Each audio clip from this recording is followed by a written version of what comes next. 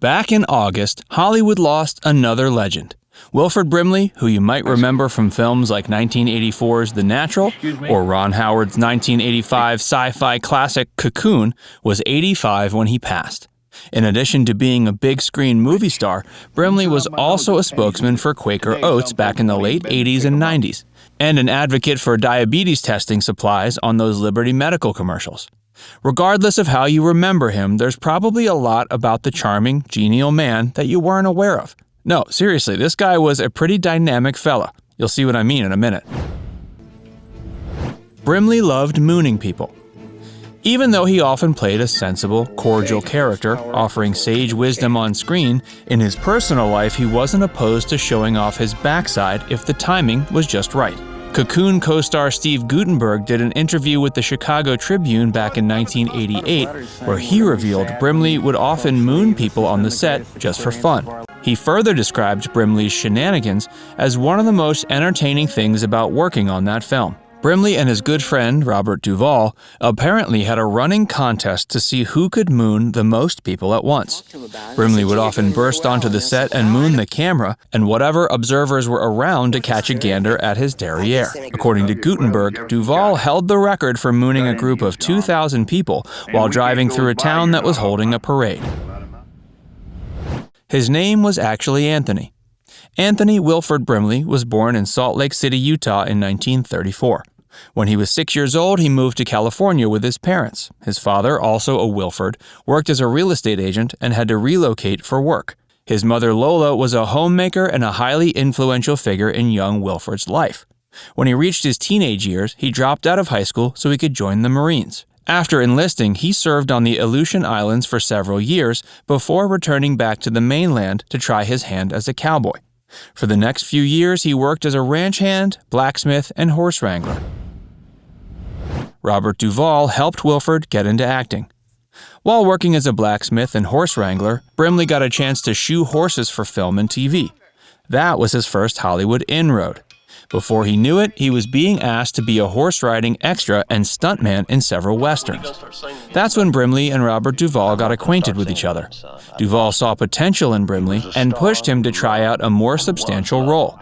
His first big on-screen breakthrough came in 1974 when he was cast as a backwoods blacksmith in the Waltons. Brimley has always been grateful for DUVALL's encouragement. In 2004, he gave an interview with the Black Hills Pioneer where he recalled DUVALL as being a marvelous example of honesty and integrity. In 1983, the two got to appear on screen together in Tender Mercies, a film that pit DUVALL as a country musician attempting to reconnect with his estranged daughter. Brimley played DUVALL's agent, Harry. Incidentally, Brimley would also meet his future wife, Beverly Berry, on the set of that film. Wilford was Howard Hughes's bodyguard. Before he even considered a career as a Hollywood stuntman, extra, or actor, Brimley spent some time working for reclusive billionaire Howard Hughes as his personal bodyguard. Brimley was never keen on discussing his relationship with Hughes at length, but he referred to him as a good guy and a pleasure to work with. Brimley, a lifelong member of the Church of Jesus Christ of Latter-day Saints, actually ended up landing the job through the church. Hughes strongly preferred hiring Mormons because they were agreeable, sober, obedient, and didn't smoke. Brimley wasn't a trained actor. Wilford was the kind of guy where what you saw is what you got. His genuineness and down-to-earth demeanor weren't the results of any method acting technique. Rather, who he was on screen was an extenuation of who he was in real life. Brimley never received any specific training as an actor. Instead, he chose to draw upon his years of life experience working in various professions as inspiration for his roles. A reporter in 1984 asked him where he received his training. He replied by informing them he had 50 years of training in the way of lived life experiences. He noted that his years as an extra helped him observe what it was like to be on camera, and that he learned camera techniques that would come in handy later. But ultimately, Brimley would tout his approach as one rooted in honesty and genuineness, which is just a fancy way of saying he was self-taught. Wilford Brimley surprised a class full of grade schoolers. In 1990, while filming in Louisiana, Brimley got acquainted with 9-year-old Elizabeth Landman, the daughter of one of the set's caterers. Landman went back to school at St. Joseph's Catholic School and told all her friends how she met the guy from the Cocoon movies. Of course, kids can be cruel sometimes, and no one believed her. Once Brimley caught wind of the situation, he decided to pay St. Joseph's a visit to give little Elizabeth's credibility a little boost. He ended up showing up at the school completely unannounced. But fortunately, the staff invited him in to give autographs and participate in a Q&A with the curious students. Wilford proudly supported cockfighting. Politically, Wilford Brimley always had libertarian leanings. He strongly believed the government should butt out of people's business. In 1988, he attended a rally in Phoenix, Arizona, which was organized to protest a state ban on cockfighting. If you're not familiar with the quote-unquote sport, if you can call it that, people bet on the outcome of bloody, brutal fights between specially trained, vicious roosters, equipped with razor blades on their talons. Brimley wasn't there because he was an avid cockfighter, but he did attend because he believed that signing such a regulation into law would create a slippery slope kind of scenario that could eventually lead to the ban of hunting dogs. The actor further said what he was doing was trying to protect the lifestyle and freedom of choice for his descendants. Hey, if you're enjoying this video so far, make sure you give it a like and subscribe to our channel. And keep watching to find out which Star Wars actor Brimley had a bitter feud with. Wilford Brimley was a singer as well. Brimley never considered himself to be a great singer, but he certainly had a passion for covering pop standards. Back in the 90s, he performed in LA area clubs alongside pianist Bob Sinelli and bassist Don Bagley. Some of his favorite songs to perform back then were My Funny Valentine, All the Things You Are, and It Had to Be You. He also made appearances on both the short-lived Pat Sajak Show and the Jerry Lewis Telethon, where he performed some of his favorite songs. In 2011, Brimley made an appearance on The Late Late Show with Craig Ferguson to promote his self-titled album with the Jeff Hamilton Trio.